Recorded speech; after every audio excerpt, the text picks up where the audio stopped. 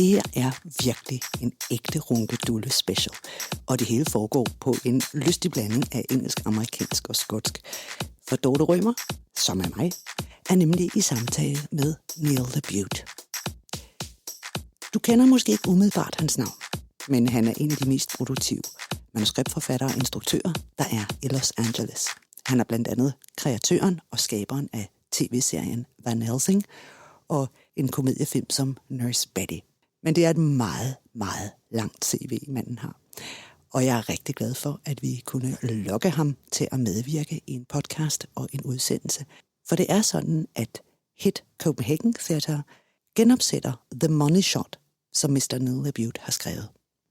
Jeg håber, du har lyst til at lytte med på den Zoom-samtale, som vi havde, mens Los Angeles her i 2022 stadigvæk er præget af corona og covid-restriktioner, og hvor Danmark er helt åbent.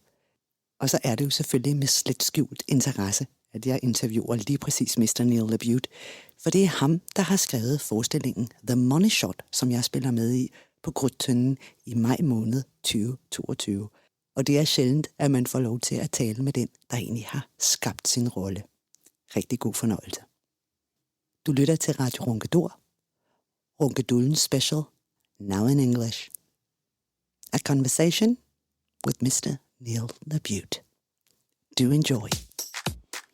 This podcast is a conversation with playwright, director and creator Neil LaBute.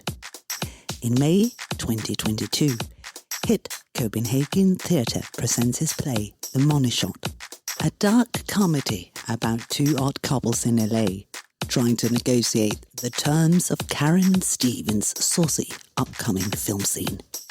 Thank you very much for joining me. Today is Mr. Neil LaBute, the acclaimed playwright, producer, director, and creator of multiple shows. And, of course, I'm so happy to have you because you are the creator of The Money Shot that we're playing in Copenhagen.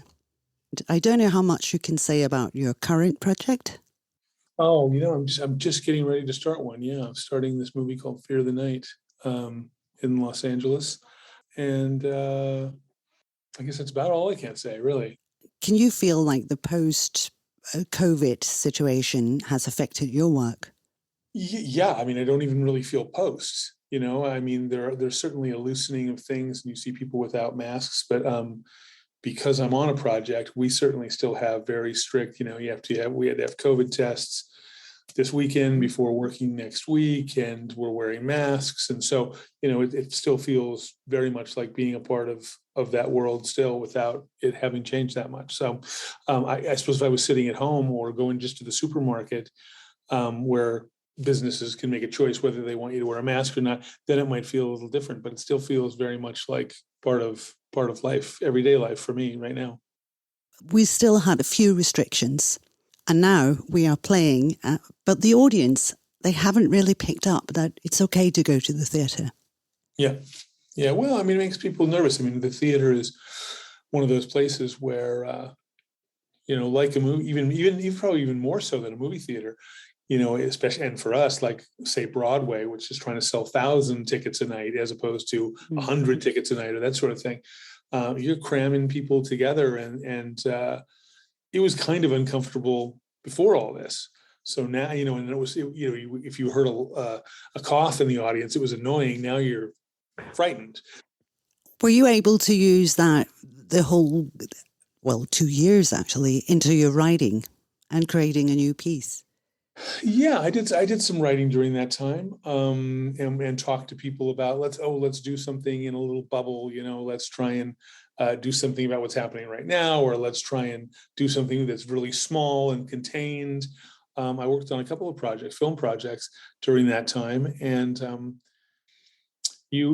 but if, in a way, it was interesting as well to feel sort of like back at the beginning of your career where you're writing things and don't know if people are ever going to see them or if they're ever going to be produced. You're just writing because you like writing, which is, for me, I think it's a good thing to never lose, that you only write if somebody pays you, or if that's not the way I went into this. I went into it because I had stories and I wanted to tell them, and I would tell them to whoever wanted to hear them. So I would hope that I always stay in that place rather than the other one that's only driven by commerce.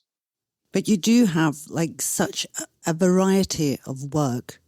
I mean, your body of work is substantial, and it ranges from comedy to, I think most Danes will know you from creating the series Van Helsing, which is quite a different environment. Very different, yeah. And that was something that I might not have come to on my own either. You know, there's a point early in my career where I kind of said, I'm open to doing other things rather than just things that I write myself, even though in the end, I ended up helping them create that series. It wasn't my original idea. People came to me and said, hey, what do you think about this? Do you like vampires? And I had adapted Dracula before and always liked that world. So the idea of this kind of interesting take on vampires was fun. You know, it was fun to go off and do something that I hadn't done before. Tell a number of stories about the same character, and to see if you could tell a story, in a matter of 50 episodes rather than just 1 2-hour episode, and to run a show, which I hadn't done before. So to be responsible for everything from the very first idea through to the editing, all that was not unlike being a film director, which I had done, but over a mass period of time. So all those experiences are great. Whether the product ends up being exactly what you want, the experience is always the thing that I value. I love the process, and so getting a chance to do that was great. So I've dipped my directing hand in a lot of different pools. And my writing has been pretty consistent in terms of the stuff I've been interested in, but even then, I've adapted books. I've done adaptations of plays that existed, in the canon, Wojciech and Miss Julie and Uncle Vanya and different things like that. Written original stuff, a lot of short plays and short films. Yeah, just it's hard. It's hard when what you do. I'm not a painter, so I can't just go off to my little hut and paint and be satisfied with, oh, look, this picture is done, and now all it takes is an audience to look at it. Unfortunately, often what I do, because it requires performance and an audience and all those things, even after you finish something, which feels nice, like, oh, look, I've got a screenplay, I've got a play, to get it to fruition, to get it on stage, to get it on screen, there's a lot of time, but also a lot of money. Other people have to believe in you and want to do it. And so that satisfaction of completion, is interrupted at various stages by, and the next part is we have to raise the money, and then we have to find the people to be in it, and then we've got to produce it, and then it's got to get out there, and who's going to see it? Is it going to get into a festival? There's always constant questions, as opposed to, I painted this picture, come on over and take a look, or it'll be at the museum or wherever it is. It's like, that is now done. It's going right on to the exhibition phase of its life. It's a little harder. I guess I've written some short stories and had those published. I guess that's as close as I've come to that sort of like directly into an audience's hands. From, I wrote this, now it's published, it's in a magazine, you can read it. But then you don't have that contact with that audience either. I don't know how your director does it, but when I'm directing, I go to the show and I watch from the back so I can see the audience and I can see the show, and I can tell directly how connected those two things are. Is the audience really, watching the show? Are they connected? Are jokes missing? Or are they working? And every night you can feel the difference. That's what I love about novel out there. What's that? That's what I love about being an actress on stage, is that you can refine everything from every evening. The different pace, feel the room, work the room. I know that our director, Jeremy M. Thomas from the hit Copenhagen Theatre, he's going to redirect the money shot, because now everything we've done it once and we rested the show and now we're picking it up. But we're not just... And where did you do it first? We performed it here in Copenhagen as part of the Queer Theatre Festival. Part of the festival, but now it'll be in Copenhagen again? It will be in Copenhagen, but in a more traditional setting and run. Okay. We rehearsed it in Mallorca. Sounds like a good place to go. Yes, it was very hard for me to rehearse it outside because it was in a residential area. Actually, it's the villa you can see in the background. We rehearsed it, and we were rehearsing full force. And for those of you who don't know the money shot, we swear a lot. So all these poor people living in this beautiful residential area would hear us like, fuck you, fuck you. And from the minute I read it, I was like, oh my God, how does he know how the business works, how we feel about everything? Every line is razor sharp. Being in the business, I guess, that's the thing. But also for the audience who are not actors or in the business, all the things you hear about the business, like the cutthroat and the self-doubt and the self-loathing and the begging for a part and trying to become someone, it's in every word you've written. So that's why we're so thankful that you're willing to participate in this, because we really want to make sure that the Copenhagen audience comes to the show and experiences your work in the original language. Oh, great. Thank you. Du lytter til Radio Ronkedor, Ronkedullen Special, now in English. A conversation with Mr. Neil LaBute. I've asked each actor to write a question for you and each character. So fantastic. It's like meet your maker. And the first question is from Mika Chantal Delaurent. She plays Missy, and she would like to ask, does Steve and Missy love each other? And is it the situation that flips her, or has she been sharp-witted all along? Good question.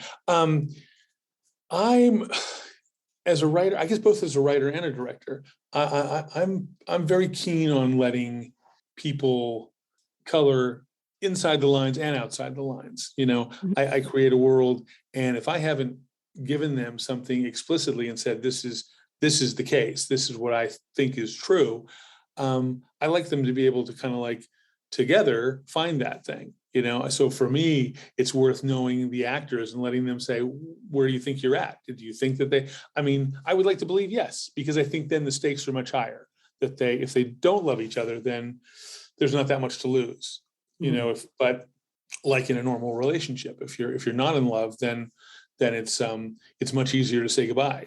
But I think love would at a stake would be an important thing there for me. But again, I don't think it's something that I wrote explicitly in the text. And so it's easy for someone to wonder about that. So it'd be fun for me to watch and see how it reads from their playing it. But I think definitely in the first production that we did in New York, you knew that there was a love there, but that didn't stop you from, making mistakes or saying things you didn't want to say, as like any relationship. And I think Missy, she's like Walt Whitman's, she contains multitudes. She's, I think, a lot smarter than you might give her credit for her looks and youth and all those things that we, both envy and dismiss in people sometimes. We think, oh, she couldn't possibly know what she's talking about, or hasn't lived long enough, or doesn't understand. I think Missy understands a lot, actually, that's going on, and lets everyone know that by the end of the play. But I think she's a pretty shrewd customer. I think so too, and she's played that way. And now the character Missy would like to ask you, how does Neil LaBute see her dance? She, Missy, our character, describes the current choreography as a sexual cheerleader dance, half possessed and with pug sounds. That's one of those things that's, it's you're doing it in a vacuum when you create these things. You imagine something a certain way, and it's inevitably going to be different once you bring in a choreographer and you have an actor and that sort of thing. That was the case for us in New York. And the piece of music you choose to use, all those things, are important. But I just wanted it to be kind of outlandish, because I was doing a riff on a play that I really like and an author that I like. So the idea that there would be a musical number based on, one of his more famous kind of somber works just made me kind of laugh. It's a very